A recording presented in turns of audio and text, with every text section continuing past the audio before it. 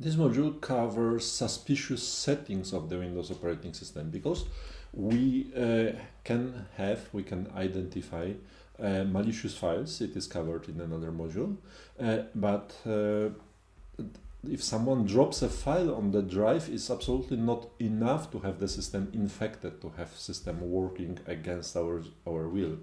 This file must be somehow loaded as an executable file, as a DLL, whatever. It must be executed somehow. In most cases automatically, because we want, if we attack a computer, we want to make it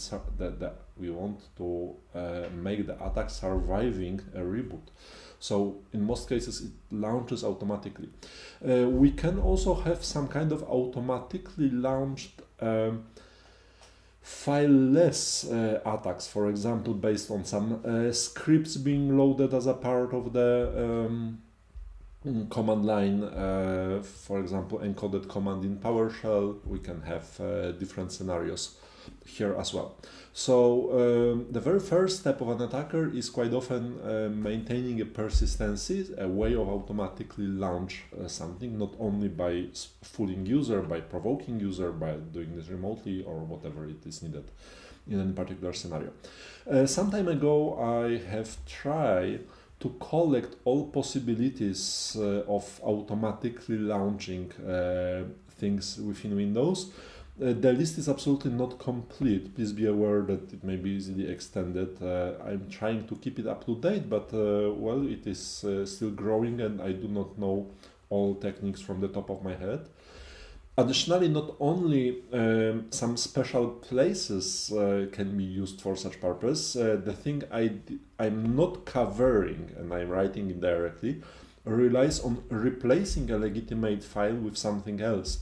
For example, if you have a printer driver which is loaded automatically every single time your machine is starting, if someone replaces a part of the driver with something malicious, the malicious code will start instead of a legitimate one. So by replacing a file, you have as many possibilities as you have files in Windows operating system. So finding it may be quite challenging. Yet another thing you can face in practice is related to permissions within Windows operating system.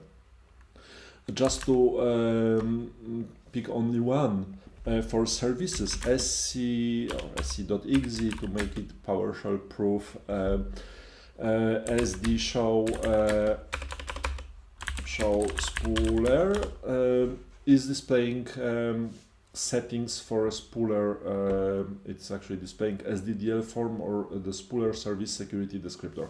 I'm covering it in deep in the services module. So authenticated user here have no permission for reconfiguring a spooler service. But if you add, let's say, DC to this, those two letters, DC here to the for authenticated users, it means every single authenticated user can reconfigure a spooler service. And reconfiguring a service means in practice, owning a computer. Because if you reconfigure the legitimate spooler service to launch your malware instead of a legitimate spool sv.exe file, well, you own the computer. So playing with permissions may be useful for an attacker as well. I will not cover here permissions, especially if figuring out what is going on may be quite hard, and it is not that risky in practice because it covers only local privilege elevation. So this is something that the part-time admin can break in the machine to allow regular user to be an admin again. And such possibilities are countless in practice, related to permissions mainly.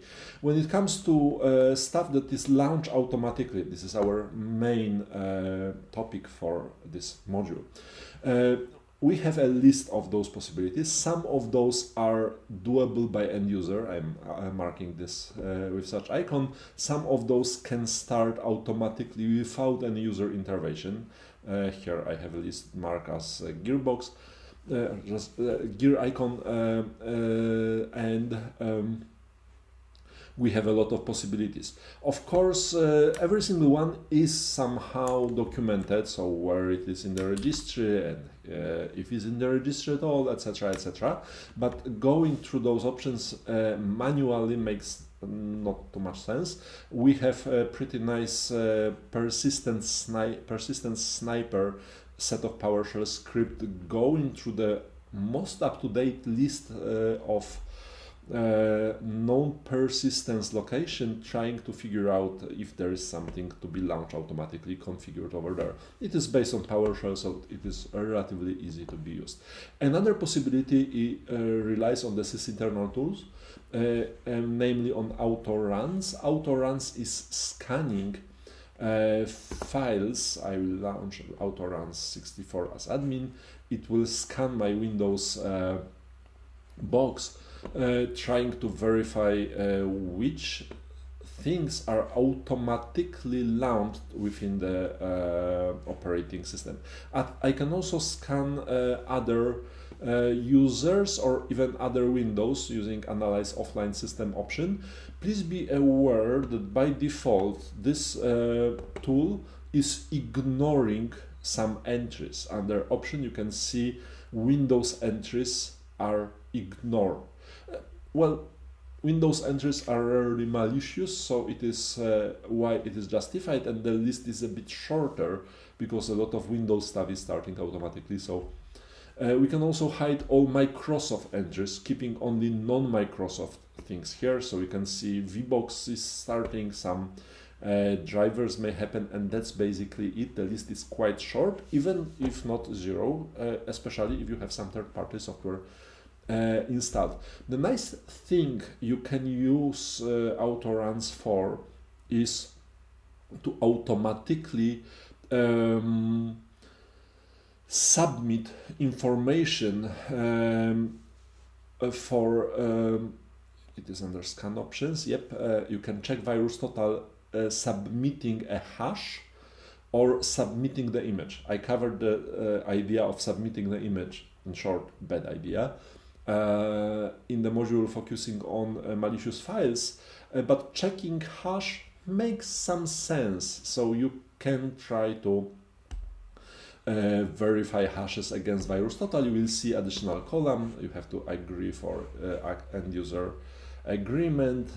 Yes, I have agreed earlier, and you can see here an additional column telling us about the result of verifying the entry against VirusTotal. Probably I should rerun it to have a full thing.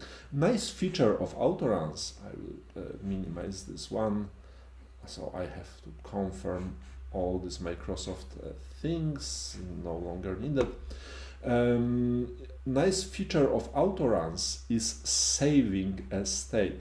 The name by default is the name of the computer. The extension is .iron for autoruns. I can save it on the desktop, and I have a file containing a list. Why it is useful? The first thing, you can drop it to someone else for an analysis, which is also it has some value. But another thing is you can use it for making diff a difference file. For example, if someone malicious will install a service, create new svc bin path equals cmal exe, you can of course find it here, analyzing the entire list of findings by autoruns. Probably it will stick out here sooner or later as something which cannot be found, which makes some sense, but it is here. However, as I have said, in the production system, this list will be way longer. So scrolling through it every single time makes not too much sense. So I can easily use a compare option, specifying my file saved on a perfectly safe machine, on a fresh machine, and compare it against the current state. And the result is quite obvious. I can identify literally within seconds what have changed from the well-known and the safe state. So I can narrow down my area for the investigation. This tool is not is trying to be up to date. However, if you compare it to Persistent Sniper, if there is a new novel technique for persistence, it is not that common, but it happens. Probably the Persistent Sniper will implement it first, so you can try to use both. If you want to automate the scan, there is the autoruns C command, actually being the same one but fully command line managed. So you can automate the scan to happen like every week automatically, to report automatically what is the difference, if there is any from the default state, etc., up to you. Anyway, scanning your system, if something is not being launched in an automated way, potentially being malicious, potentially leading to some system compromise, I would say is important part of every single investigation, especially after an security incident.